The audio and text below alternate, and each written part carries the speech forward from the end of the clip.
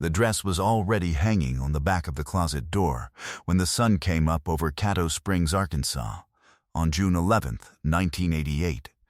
It was the kind of June morning the Ozarks save for weddings. The air still cool against the screen porch. The locust not yet started.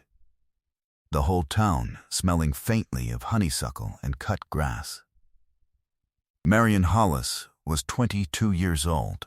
She had been planning this day since she was 17. Since the afternoon Daniel Boyd carved their initials into the oak tree behind the Baptist church and asked her if she thought she might ever say yes. She'd said yes before he finished the question. They had waited 5 years. 5 years of saving paychecks from the elementary school where she worked as a kindergarten aide. 5 years of Daniel laying brick 6 days a week. 5 years of Sunday dinners at her mother's house, where the empty chair across from him had slowly become his chair. By 9 a.m. that Saturday, Marion's mother had pressed the veil one final time. By 10:00, her younger sister Beth had braided ribbon into her hair. By 10:45, she was alone in the back room of First Baptist, sitting in her grandmother's wedding gown, waiting for someone to tell her it was time. She was never seen alive again. To understand how a bride could vanish from a church full of people, you first have to understand who Marion Hollis was, and what kind of place Caddo Springs had been before that morning. Caddo Springs in 1988 was the kind of Arkansas town where the post office still closed for an hour at lunch and the only stoplight blinked yellow after 9 p.m. It sat tucked into a hollow at the foot of the Ozarks, 1,200 people and one main street. The kind of place where the gas station attendant knew which side of the pump your tank was on and waved you through without asking. People left their doors unlocked. Children walked home from school across the railroad tracks without anyone calling after them. The Baptist Church on Cedar Avenue was the heart of it all, built in 1923. White clapboard, a steeple visible from every farm on the east side of the county. Marion had been baptized there. So had her mother. So had Daniel. Marion worked at Caddo Springs Elementary as a teacher's aide in the kindergarten room, the one with the construction paper sunflowers on the door. The children called her Miss Mary. She kept a leather journal of pressed wildflowers she found on her walks home, black-eyed Susans, Indian paintbrush, wild dogwood, labeled in her round, careful handwriting with the date and location of each one. She wore the same pair of pale lavender shoes nearly every day of summer. She was devoted to her little sister Beth, 16, who had Down syndrome and who Marion read to every night before bed, the same 3 books in rotation. The wedding had been her dream for 5 years, but the bigger dream, the one she had whispered to Beth the night before, was that someday she and Daniel would buy the little blue house on Sycamore Street and turn the back bedroom into Beth's, so their sister could live with them when their mother grew old. That morning, as she sat in the back room of the church with the veil resting in her lap, Marion was thinking about that little blue house. She did not know it was the last morning she would ever think about anything. The first person to notice something was wrong was Pastor Cole's wife, Etta, who came to the back room at 11:15 a.m. to ask if Marion wanted a glass of water. The room was empty. The veil was gone. The dress was still there, hanging on its padded hanger, the small white shoes lined up neatly beneath it. Etta assumed Marion had stepped outside for air. She told Daniel's mother not to worry. By 11:30, the organist had started the prelude. By 11:45, Daniel was at the altar in his rented gray suit, smiling at the side door. By noon, that smile had begun to falter.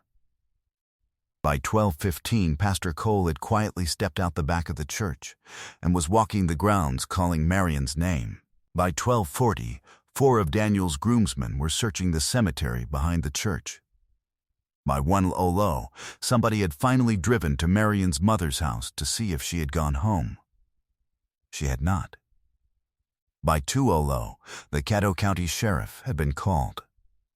By dusk, every able-bodied man and woman in town was walking the woods behind the church with flashlights. They found her bouquet first. It was lying in the gravel at the edge of the church parking lot, the white ribbon still tied. The wildflowers she had picked herself that morning crushed beneath what looked like the heel of a man's boot. 20 feet away, in the soft dirt by the cellar door of the church, they found a single lavender shoe. The veil was nowhere. Marion was nowhere. By the time the sun came up Sunday morning, 200 people had walked every inch of the woods, the riverbank, the railroad cut, and the abandoned orchard on Pace Road. They found nothing else. She was gone. Detective Howard Treadway of the Caddo County Sheriff's Department took the case the following Monday. He was 46 years old, a Vietnam veteran with 3 daughters of his own, and he would later tell a reporter that he had never wanted to solve a case more than this one. The bouquet and the shoe were preserved as evidence. The boot print in the gravel was photographed, but never matched. The most promising lead in the first week was Daniel Boyd himself.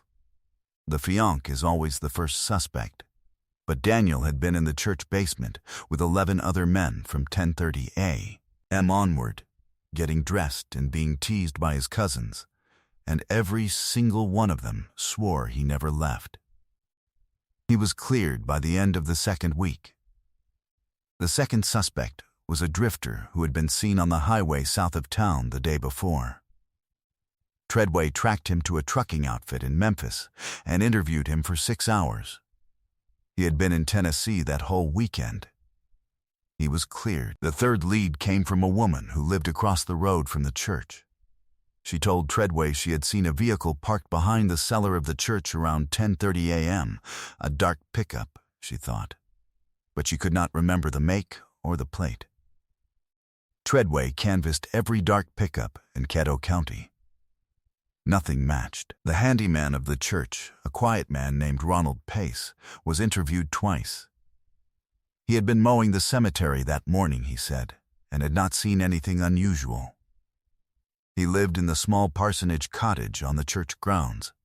He had worked at First Baptist for 19 years. Pastor Cole vouched for him personally. He was not considered a suspect. Meanwhile, Marion's mother sat at her kitchen table every night with the phone within arm's reach, and Beth, who did not fully understand what had happened, set a place for her sister at dinner every Sunday for the next 11 years. By the end of 1988, the case had no working leads. By 1990, it had been moved from active to inactive. The file sat in a banker's box in the basement of the sheriff's office, and the bouquet, sealed in a paper evidence bag, sat next to it, the wildflowers slowly turning to dust. The years did what years do. Daniel Boyd moved to Little Rock in 1994. He never married. He told friends he had tried, twice, but that he could never get past the feeling that he was waiting for somebody. Marion's mother died of cancer in 2001 without ever knowing what had happened to her daughter. Beth went to live with an aunt in Fort Smith. Pastor Cole retired in 1996, and his wife Etta died the following winter. Detective Treadway retired in 2003. He took a copy of the case file home with him. He kept it in a cardboard box on a shelf in his garage, next to his fishing tackle. And every few years, on the anniversary of June 11th, he would take it down, lay the photographs across the workbench, and read through his notes one more time, looking for something he had missed. He never found it. The church itself aged with the case. The white clapboard yellowed. The steeple was repainted 3 times. A new pastor came in 2002, then another in 2011. Ronald Pace, the handyman, stayed on. He had been there in 1988, and he was still there in 2015. 68 years old now, slower, quieter, walking the cemetery with his mower, and tending the rose bushes by the cellar door. The town stopped talking about Marion Hollis. The diner stopped keeping her missing poster in the window. The oak tree behind the church, the one with the initials carved into it, was struck by lightning in 2007 and had to be cut down. By 2024, only 2 people in Caddo Springs still spoke her name out loud.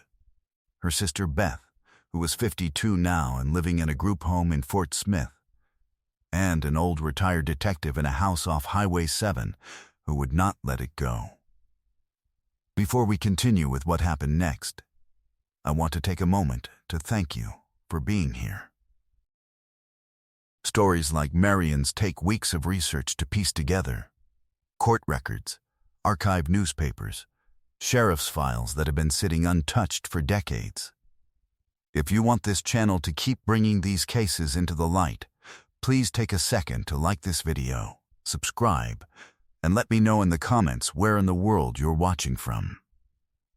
Your support is what makes this possible. Now, let's get back to Marion. In the spring of 2026, the First Baptist Church of Caddo Springs began a long overdue renovation of its 1923 sanctuary. The plaster walls in the back room, the same room Marion had been sitting in on the morning of June 11, 1988, were being torn out and replaced. On a Tuesday morning in late April, a contractor named Wesley Brand was prying loose a section of horsehair plaster from the wall behind what had once been the bride's dressing area when his crowbar caught on something soft. He stopped. He pulled the plaster away in a wider sheet. Behind it, wedged into the narrow space between the studs, was a wad of cream-colored fabric, yellowed with age, brittle to the touch. He carried it out into the parking lot in his gloved hands and unfolded it on the hood of his truck. It was a wedding veil. The lace edging was hand-tatted. A small embroidered M was stitched into one corner. Wesley Brand was 31 years old and had grown up in Caddo Springs. He had heard the story his entire life. He set the veil back down on the hood of his truck and called the sheriff. The case was reopened that afternoon. The veil was sent to the Arkansas State Crime Laboratory in Little Rock, where forensic analysts found something on it that had not existed as a forensic possibility in 1988. Touchedina, the microscopic skin cells left behind on fabric by sustained contact. The veil had been handled by Marion, of course, but it had also been handled repeatedly by someone else. The technique was straightforward. Though it would have been impossible during the original investigation, scientists swab fabric for trace cells, amplify the DNA found, and compare it against criminal databases and, more recently, against public genealogy databases used by ordinary people to research their family histories. The lab uploaded the unknown profile to a forensic genealogy database in late May. By the second week of June 2026, almost exactly 38 years to the day after Marion disappeared, a name came back. Detective Lorraine Fielder of the Caddo County Cold Case Unit was the one who picked up the report. She was 42 years old, had grown up in the next county over, and had taken the Hollis file with her when she transferred from missing persons 3 years earlier. She read the name on the genealogical match 3 times before she picked up the phone. The name belonged to a man she knew by sight. He still lived in the parsonage cottage on the grounds of First Baptist Church. Ronald Pace was 69 years old. He had worked at the church for 47 years. He had been interviewed twice in 1988 and dismissed both times. Pastor Cole had vouched for him personally. He had been mowing the cemetery that morning, he had said. Detective Fielder drove out to Caddo Springs the next day with 2 deputies and a search warrant. Ronald Pace answered the door in a flannel shirt and reading glasses, holding a half-finished crossword puzzle. He did not look surprised. He looked, the deputies would later say, almost relieved. The search of the parsonage cottage uncovered in a locked steamer trunk in the crawl space beneath the back bedroom. A small leather journal of pressed wildflowers, labeled in round, careful handwriting, and a single pale lavender shoe. In the small interview room of the Caddo County Sheriff's Office, Ronald Pace was read his rights. He waived them. He spoke for 40 minutes without stopping. He had loved her, he said. He had watched her since she was 16 years old. He had not meant for it to happen. He had only meant to talk to her that morning, only to tell her, before she walked down the aisle, what he had never been able to say. She had told him to leave. She had threatened to scream. He had panicked. He had carried her down into the cellar of the church through the side door. He had stayed with her, he said, until it was over. Then he had buried her, that same night, in the soft dirt under the floor of the church basement, beneath the boiler that he himself had maintained for 19 years. Cadaver dogs found her remains the following Wednesday. The town did not speak for a week. Daniel Boyd flew in from Little Rock and stood in the church parking lot for 2 hours without going inside. Pastor Cole's son, who now ran the congregation, sat on the front steps with his head in his hands. Ronald Pace was charged with first-degree murder. He pleaded guilty in September of 2026 to avoid trial. He was sentenced to life in prison without the possibility of parole. He was 69 years old. He had walked free for 38 years on the same grounds where Marion Hollis lay buried, mowing the grass above her, planting the rose bushes by the cellar door. Beth Hollis was driven from Fort Smith to the funeral in a black sedan, holding a single black-eyed Susan in her hand. She was 52 years old. She had been 16 the last time she saw her sister. At the graveside in the new section of the Caddo Springs Cemetery, she laid the flower on top of the casket and did not cry. She said only one thing to Detective Fielder, who stood beside her with one hand on her shoulder. She said, "She came home." Marion Hollis was 22 years old. She had pale lavender shoes she wore all summer. She kept a leather journal of pressed wildflowers in her round, careful handwriting. She had a little sister she read to every night before bed. She had a fiancé who waited for her at an altar, and then waited for her for 38 more years. She had a dream of a small blue house on Sycamore Street, with a back bedroom for the sister she loved. She had a future that belonged to her by right, and a man who worked 20 feet from her every Sunday took it from her, and then went on living on the grounds where he had buried her for almost 4 decades, while the town aged around him and forgot. The Arkansas legislature is now reviewing a bill informally called Marion's Law that would require the re-examination of physical evidence in all unsolved missing persons cases more than 20 years old using current forensic technology. Detective Fielder testified at the first hearing. So did Beth Hollis. So did Daniel Boyd. They are calling it the first law in the state's history, written by a missing bride. What does it mean for a town to live for 38 years on top of a truth it never knew? What does it say about the people we trust the most? The quiet ones, the helpful ones, the ones who blend into the background of every Sunday, that the most ordinary face in the room can be the one who knows exactly where the body is buried. And how many other Marion Hollises are still waiting, sealed inside the walls of churches and basements and crawl spaces in small towns across this country, for somebody to finally pry the plaster loose? Justice came for Marion Hollis after 38 years. Stories like hers remind us that truth, however late, always finds its way to the light. If you believe that too, subscribe so you don't miss the next case. And if you want more solved cold cases, the links are waiting in the description. Thank you for watching.